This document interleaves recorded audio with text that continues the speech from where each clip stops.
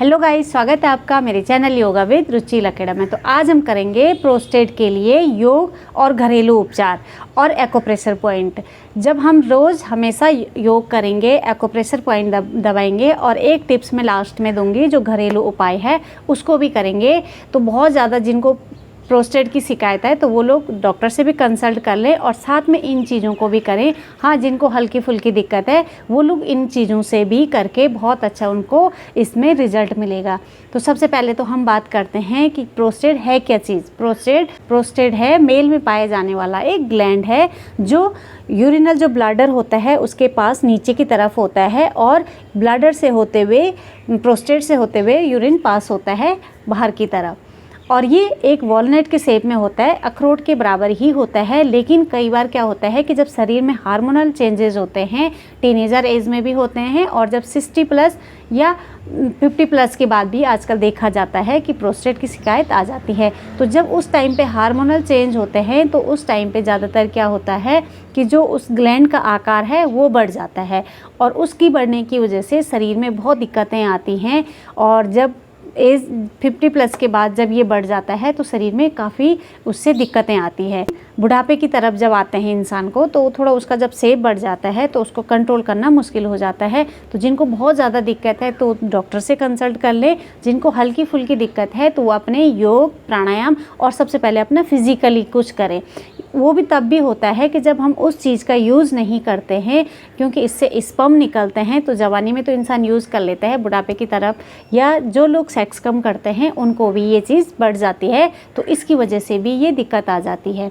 तो क्या करें कि पहली बात तो फिज़िकली एक्टिव रहें। जो लोग सिटिंग जॉब करते हैं या ज़्यादातर बैठे रहते हैं तो उसका यूज़ भी नहीं होता है और बॉडी में ब्लड सर्कुलेशन भी नहीं होता है, तो शरीर में बहुत सारी चेंजेज आते हैं। वैसे ही ये प्रॉब्लम भी है कि शरीर में इसकी प्रॉब्लम्स बढ़ जाती है। तो हम योग में तो मैंने पिछली वीडियो में भी बताया है, जिन लोगों ने वीडियो नहीं देखी है उनके लिए फिर से एक बार रिपीट कर देती हूँ कि कौन कौन से योगासन हैं। कुछ वो आसन बताऊँगी, कुछ नए आसन बताऊँगी। तो सबसे पहले तो हमें करना है कपालभाति। कपालभाति प्राणायाम भी नहीं है, एक शुद्धि क्रिया है, लेकिन आजकल के टाइम पे लोग प्राणायाम के नाम से ही कपालभाति को जानते हैं। तो कपालभाति ज़रूर करनी है। हाँ, जिनको बीपी हाई है उनको बड़ी सावधानी के साथ करनी है या किसी योग गुरु के साथ ही करनी है, अपने आप नहीं करना है कि इससे क्या होता है कई बार बीपी बढ़ जाता है। तो सबसे पहले तो मैं बताती हूँ कपालभाति जिन लोगों को नहीं पता है उनको कि कैसे करते हैं। ऐसे हम अपने पद्मासन में बैठ जाएंगे या जो भी सुखासन है उसमें बैठ जाएंगे और अपनी बैक को सीधी करी और दोनों हाथों से ज्ञान मुद्रा लगा देंगे। ये जो हमारी अंगूठा और उसके बगल वाली उंगली है उन दोनों के टॉप को मिला देंगे और आंखें बंद करेंगे। सिर्फ अपने आप ही अपने अंदर झांक के देखेंगे कि कहाँ हलचल पैदा हो रही है बॉडी में, कपालभाति करने से क्या क्या चेंजेस आ रहे हैं। तो स्पाइन सीधी रखी, आंखें बंद करी और सांस को बाहर छोड़ेंगे नाक से, मुंह बंद करके सिर्फ बाहर छोड़ेंगे फोर्सली ऐसे। जब हम सांस को बाहर छोड़ेंगे तो पेट अंदर जाता है और जब हम फोर्स से छोड़ते हैं तो सांस ऑटोमेटिकली अंदर आ जाती है। तो हमेशा जिनको भी प्रोस्टेट की शिकायत है शुरुआत कम से करें। एक दिन में 2-3 मिनट ही करें, धीरे धीरे 5 मिनट करें, 10 मिनट करें। और हर इंसान को यदि टाइम मिलता है तो 15 मिनट बहुत ज़रूरी है कपालभाति प्राणायाम करना चाहिए, क्योंकि इससे क्या होता है एक ही नहीं हज़ारों बीमारियां ठीक होती हैं। तो जितने भी इंटरनली ऑर्गन्स हैं सब में खिंचाव आता है, सब में हलचल पैदा होती है और जब किसी चीज़ पे कहीं पे भी हलचल पैदा होती है तो उसमें ब्लड सर्कुलेशन भी होता है, उसकी एक्टिविटीज़ भी बढ़ जाती है और यदि शरीर में वहाँ पे उस जगह पे टॉक्सिन्स हैं तो वो भी रिलीज़ होते हैं। तो कपालभाति एक ऐसी चीज़ है कि बहुत ज़रूरी है जितने भी पेट के ऑर्गन्स हैं उनको सही दिशा में रखने के लिए। तो सबसे पहले कपालभाति हमने कर लिया, एक बार फिर देख लेंगे जिनको कंफ्यूज है। ऐसे बैक सीधी रखी,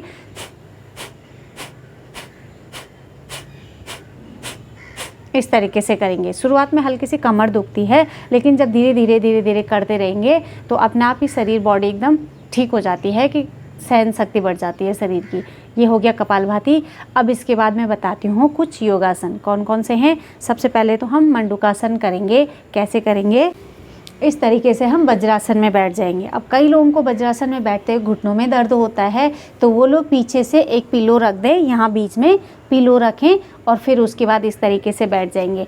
अब क्या करेंगे, अपने दोनों हाथों की मुट्ठियाँ बना लेंगे और इन मुट्ठियों को नाभि के दोनों साइड रखेंगे, दोनों साइड।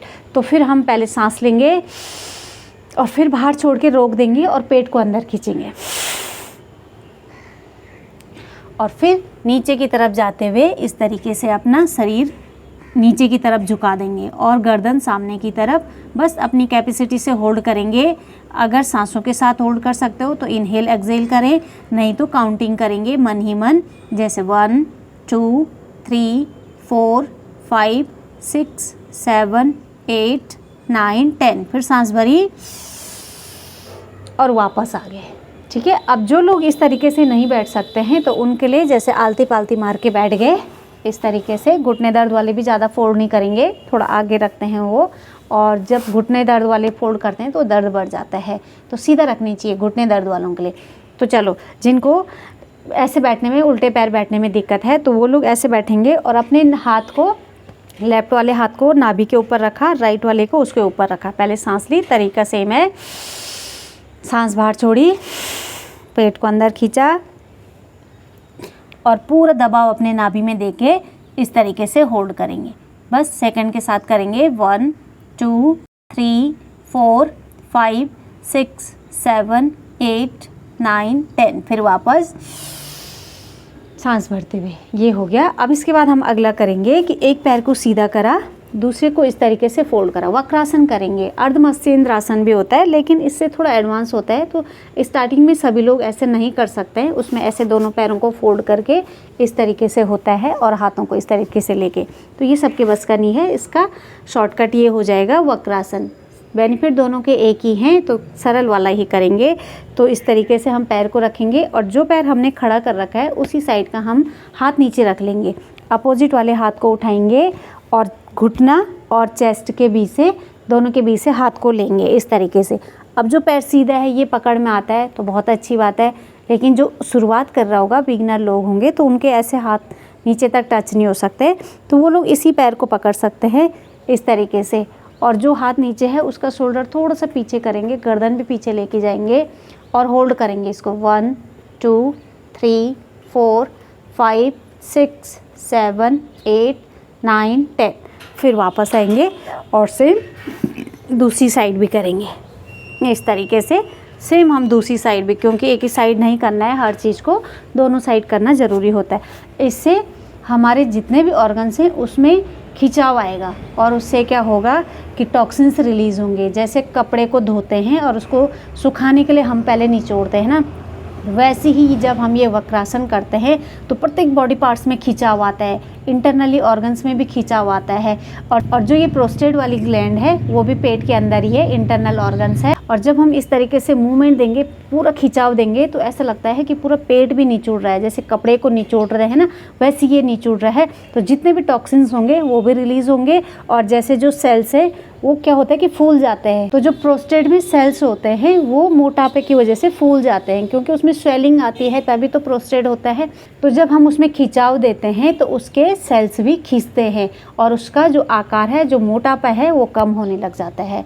तो ठीक है, इस तरीके से हमने करा वक्रासन। अब हम करेंगे उष्ट्रासन। उष्ट्रासन करने के लिए तो इस तरीके से घुटने के बल उठ जाते हैं और एक हाथ को पीछे की तरफ लेते हुए उसके पीछे वाला पैर पकड़ा और उसी साइड का दूसरा हाथ भी करेंगे और उसी साइड के पैर को पकड़ते हुए इस तरीके से नीचे झुक जाता है, इस तरीके से।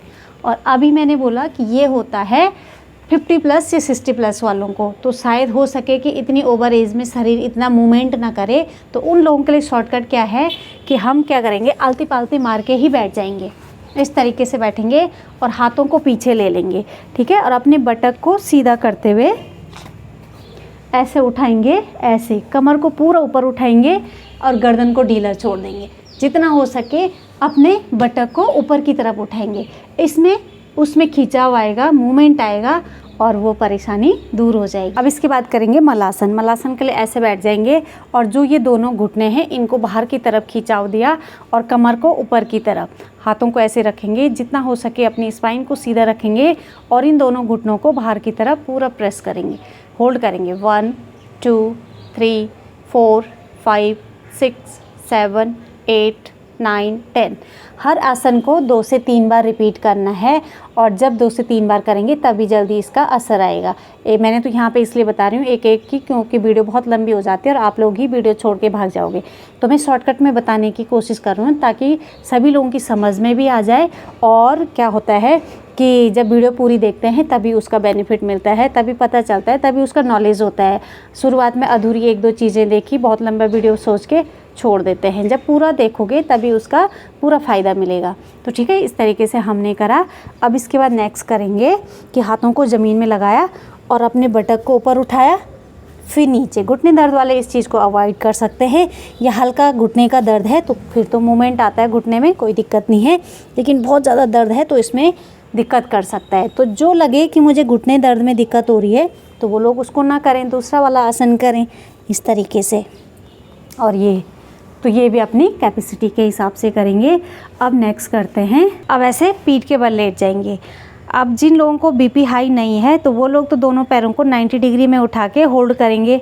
इस तरीके से दोनों पैरों को उठाया और होल्ड करा। जिन लोगों को बीपी की प्रॉब्लम है तो वो ये वाला नहीं करेंगे, वो सामने उठाएंगे पैरों को इस तरीके से, ऐसे उठाया और होल्ड करा। आप खुद देखोगे मेरा पेट कितना इंगेज हो रहा है, मेरे जो नीचे ऑर्गन से कितना खिंचाव इनमें आ रहा है। तो इस तरीके से अब हो सकता है कि दोनों पैर एक उठाने में भी फिर दिक्कत हो, तो एक एक पैर करके उठाएं। पहले एक पैर उठाएं, कुछ सेकंड इसको होल्ड करें। 1 2 3 4 5 6 7 8 9 10। फिर दूसरे पैर को उठाएं, उतना ही होल्ड करें। मैं तो सिर्फ 10 सेकंड बोल रही हूँ, आप लोगों को 20 सेकंड करना है और एक ही चीज़ को 2 से 3 बार करना है, तभी उसका फ़ायदा मिलेगा। अब लास्ट हम इसमें करते हैं साइकिलिंग वाला। कैसे करेंगे? इस तरीके से दोनों पैरों को चलाते हुए, जैसे साइकिल में पैडल मारते हैं वैसे ऐसे पूरे पैरों को इस तरीके से पहले आगे की तरफ लेके जाएंगे और फिर उसका एंटी क्लॉक भी करेंगे, पीछे की तरफ ऐसे लेके जाएंगे। और जब आपको थकान लगे दोनों पैरों को सीधा करा और अपने पैरों में 1 से 1.5 फीट का गैप दिया और दोनों हाथों को साइड में रख के, ये भी शरीर से 1-1.5 फीट की दूरी में रहेंगे। हथेली ऊपर आसमान की तरफ, आइज़ क्लोज करेंगे, पूरी बॉडी को ढीला छोड़ते हुए होल्ड करेंगे और पूरे शरीर को एकदम रिलैक्स करेंगे। जब तक आपको लगे कि मेरे शरीर में थकान है तब तक पूरा रिलैक्स होके इस तरीके से लेटे रहेंगे। जब लगे कि चलो अब ठीक एनर्जी का फिर से फ्लो हो गया शरीर में, तो फिर अपना करवट लेके बैठ जाएंगे। तो ये तो आपको करने हैं आसन। हमेशा इन आसनों का अभ्यास करेंगे। जो लोग योग करते हैं तो ये वाले आसन करें, जो नहीं करते हैं वो इवनिंग वॉक करें, मॉर्निंग वॉक करें, मतलब वॉकिंग करें। कहने का मतलब ये है कि कुछ ना कुछ फिजिकली करना है। आसन हमने बता दिया। और आसन, एक आसन से एक ही नहीं, उसके और सारे बहुत फ़ायदे होते हैं। एक ही आसन से बहुत सारी बीमारियां कंट्रोल होती हैं और बाद में ठीक हो जाती हैं। शुरुआत में कंट्रोल होती हैं, बाद में ठीक हो जाती हैं, लेकिन करना पड़ता है रेगुलरली। ऐसे नहीं मैंने 1 महीने करा, 2 महीने करा। जिस तरीके से शरीर को खाने की ज़रूरत होती है उसी तरीके से हमेशा योग, आसन, प्राणायाम की भी ज़रूरत होती है, तभी आदमी फिजिकली भी और मेंटली भी फिट रहता है। आसन हो गए। अब मैं बताऊंगी एक्यूप्रेशर पॉइंट। एक्यूप्रेशर पॉइंट कौन से हैं इसमें? जो हमारी ये हथेली होती है, तो ये जो कलाई है यहाँ पे, जहाँ पे हथेली ख़त्म होती है, तो यहाँ से होते हुए नीचे की तरफ थोड़ा सा इतना, यहाँ इतने पोर्शन में हमें पूरे अपने हाथों में प्रेशर देना है, दोनों हाथों में। ऐसे नहीं कि एक ही हाथ में, दोनों हाथों में। और इतना पूरी इनको एक्टिव करना है, ठीक है। इस तरीके से जो ये वाले पॉइंट है ये हमारे यूरिनली प्रॉब्लम को ठीक करते हैं। चाहे यूट्रस की प्रॉब्लम है या यूरिन की कोई भी प्रॉब्लम है, तो यूरिन की प्रॉब्लम के लिए तो मैंने पहले भी बताया है पहली वाली वीडियो में कि प्रोस्टेट में क्या क्या प्रॉब्लम्स आती हैं। इसमें मैंने थोड़ा सा हट के कुछ चीज़ें ऐड करी हैं। तो ये हो गए एक्यूप्रेशर पॉइंट दोनों हाथों में। और दूसरा पॉइंट है कि जो हमारी हथेली का ये बीच वाला पोर्शन होता है, इसको अच्छे से प्रेशर देना है। ठीक बीच वाले पोर्शन को हम इस तरीके से ऐसे प्रेशर देंगे, तो ये भी एक्यूप्रेशर पॉइंट है। 2 एक्यूप्रेशर पॉइंट बहुत ज़बरदस्त हैं, इनको रोज़ करें। इसके बाद लास्ट आता है एक घरेलू उपचार। वो कैसे करेंगे कि जो लौकी होती है, सीजनली लौकी, आजकल बहुत अच्छा सीजन है लौकी का, उसको लेंगे आधा टुकड़ा, और कड़वी नहीं होनी चाहिए। सबसे मेन है कि लौकी को कड़वा नहीं होना चाहिए। तो लौकी को लिया, मिक्सी में ग्राइंड करा, उस करके उसका जूस निकाल दिया। अब उस जूस को छानने के बाद एक गिलास में लेने के बाद ब्लैक पेपर होती है, काली मिर्च, उसको 6-7 लेके उसको अच्छा सा दरदरा पीस के या बारीक पीस के उस जूस में मिक्स करेंगे और 7-8 पत्ते हम तुलसी के भी उसमें ऐड करेंगे। तो इन तीनों चीज़ों को मिक्स करके रोज़ हमेशा 1 गिलास पिएंगे और 15 से 20 दिन तक पिएंगे तो आप देखेंगे इसमें अपने प्रोस्टेट का जो आकार बढ़ा हुआ है वो धीरे धीरे शेप में आने लग जाता है, उसकी स्वेलिंग कम होने लग जाती है।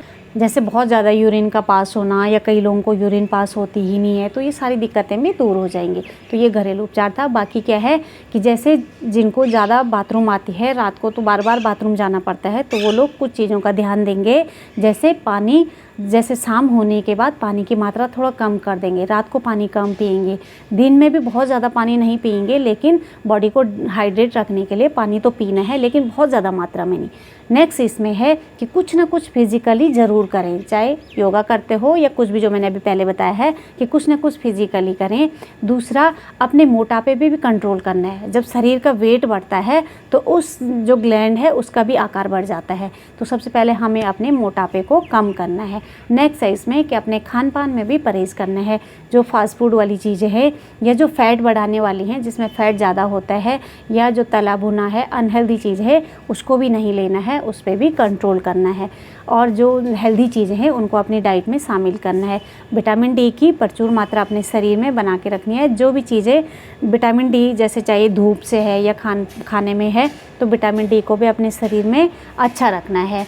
और हमेशा हेल्दी जीवन जीना है, नींद पूरी करनी है, चिड़चिड़ापन नहीं करना है और मेडिटेशन भी साथ में ज़रूर करना है।